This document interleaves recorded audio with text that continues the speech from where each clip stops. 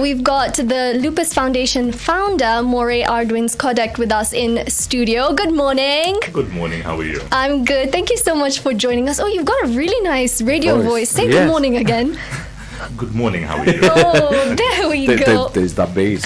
Well, back to the topic at hand. What lupus is, just a short, very minor introduction. It's an autoimmune disease that occurs when our own immune system attacks the tissues and the organs. Is that a good enough summary? That's actually very good. Thank you. I put it better myself. But Moré Argwings-Kodhek. Yes. That's her name. Yes.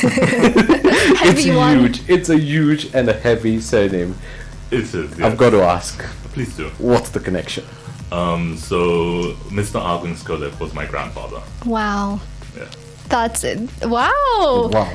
So we have a celeb. We have a celebrity. I wouldn't put it all the way to celebrity, but yes. Do you ever breach traffic rules on Argwings-Kodhek Road?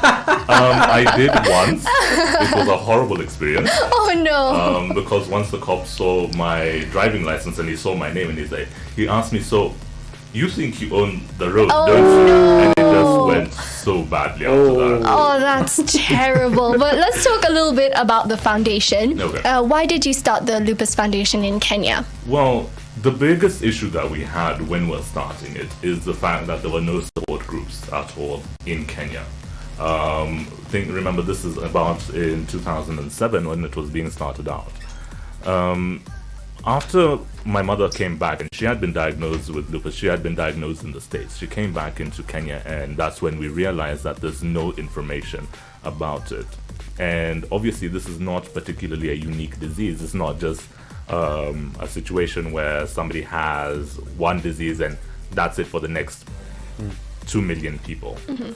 People actually have it. And once we started these conversations is when we started realizing that there's a lot more people with lupus in Kenya, and that's how it ended up being birthed.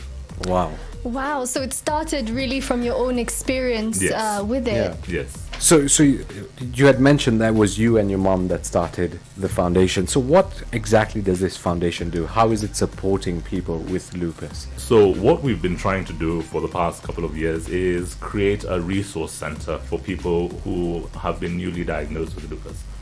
Excuse me. And at the end of the whole thing, we want to make sure that everybody understands what it is. Mm-hmm. Understand that when you have lupus, suddenly you are in this world where nobody really understands what you're going through. Right. And you'll have questions like, oh, is it cancer? Mm-hmm. Is it a form of HIV/AIDS? And then now the stigma starts from there. And we want to remove that stigma. We want to make sure that people identify these two things and say, okay, this is lupus and this is some other disease. This is cancer, this is HIV. Right. That's really interesting, and we love the work that you're doing. Yes, let's say there's someone out there who's listening to this and wants to reach out to the foundation. How can they do so? Well, we're on all social media platforms. Mm-hmm. That's Instagram, Twitter, and Facebook. I have been having the habit of giving my personal number so that people can have that actual connection with the foundation instead of going through a team or whatever. I give out my personal number. Last time we had Vertika Dabral, mm-hmm. currently suffering with lupus, mm-hmm. and she mentioned something that hit home in terms of not getting the correct medications, insurance policies not covering mm-hmm. lupus. So how can you tell we can get the right access to these medications here in Kenya? Because currently she was saying that she gets most of her medication from India. Mm-hmm. Well, that actually is a very big issue that we have. What I always tell patients to do is hold hands with your doctor. Your doctor is the one who will be able to describe and prescribe what you need. We have situations where there's a lot of patients who are on generic medication because that is what is more affordable to them. Mm-hmm. Obviously, generic medications at some point may have other side effects that you may not particularly want, but for the cost, it's worth it. All right, and is there any plan to have certain medication available locally? Yeah, and cheaper. Yeah. Like, because that was one of the things also, because insurance is not covering anything. So how are you affording? Which is shocking to me, because if anything, the patients need that Correct. financial support. Can you speak on this? So, as the foundation, we're just trying to create as much awareness around it. Yeah. And we also want to get in touch with as many patients as possible so that we can leverage on their numbers and, I guess, bring cost of medication down. Well, hopefully that transpires, because after hearing the struggle that patients have to go through, already you're struggling with the pain and the physical hurt. Now you have a battle to fight to Financially, get financially to get the right medication. True. Do you say there should be some misconceptions out there between people, doctors, medical team, also the people suffering with lupus? What are some of these misconceptions? Well, one of the biggest things that I have experienced, and actually even as recent as yesterday, a lady calls me and she says, okay, so I've just been diagnosed with lupus. How long do I have to live? Wow. And so her approach was very bleak. And I spoke to her and I said, we have patients who have had lupus for up to 50 years. Okay, it's just a matter of just talking to your doctor, making sure that they understand what you're experiencing, what you're going through, and then also listening to what the doctor says. Yeah. But on top of all of that is you have to look after yourself. It's a little bit difficult just to live life as normal as you'd want to, you know? You have to look after yourself. And that's one of the biggest misconceptions that we have, that, you know, once you're diagnosed with lupus, that's it. That's the end of your life. You're going to do nothing. You're just going to, in a word, fade.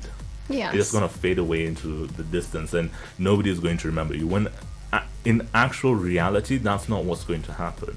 Yes, you're going to have your difficult patches, and we all understand that.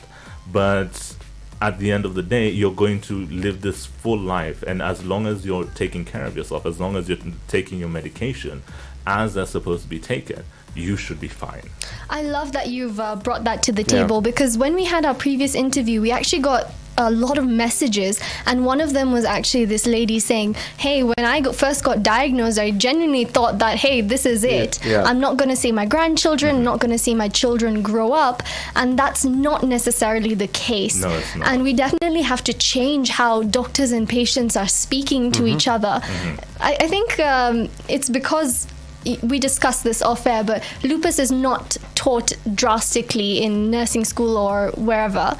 And then when you get to the situation where you have to tell a patient they have lupus, you go the extreme, because that's the only place you know. That's the only place you know, yes. Yeah, but let's talk a little bit about male representation. I was looking at a couple of pages, and we see a lot of females speaking out about lupus. Is it because they're more statistically likely to be affected by lupus? Yes, or? they are. Yes, they are. Okay. So we're looking at about a 95% population of women to men. However, when men do get lupus, it's a lot more intense, it's a lot more severe. So you have patients who are going through a lot more than they would as a woman. I'll give you the example of, there's a patient that we have, he has lupus. And what he goes through, sometimes we sit back and we're like, oh my goodness, this is a possibility. One scenario that has just popped into my mind is his skin started to flake off. Oh, Wow. Okay, no reasoning, nothing. He just woke up in the morning and it's he's just peeling off. And those are the kind of things you see in a horror movie, yeah. right? Not in everyday life. And he says it wasn't even painful.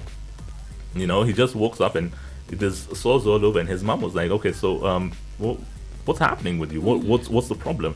And he said nothing. And then when he looks down, you see the little patches of blood all over, and that's how he noticed something was going on, And with women, yes, you'll have the sores and you'll have all these things happening to your skin, but it's not as severe, which is a very interesting thing.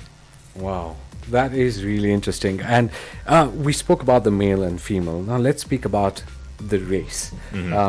we've seen that Africans and Southeast Asians are more likely They are. to get lupus. Is this because it's genetically based, or why? Why is it that Africans and South Asians are more likely? We look at more of, yes, there is the genetic involvement, but then also there's an element of your environment as well.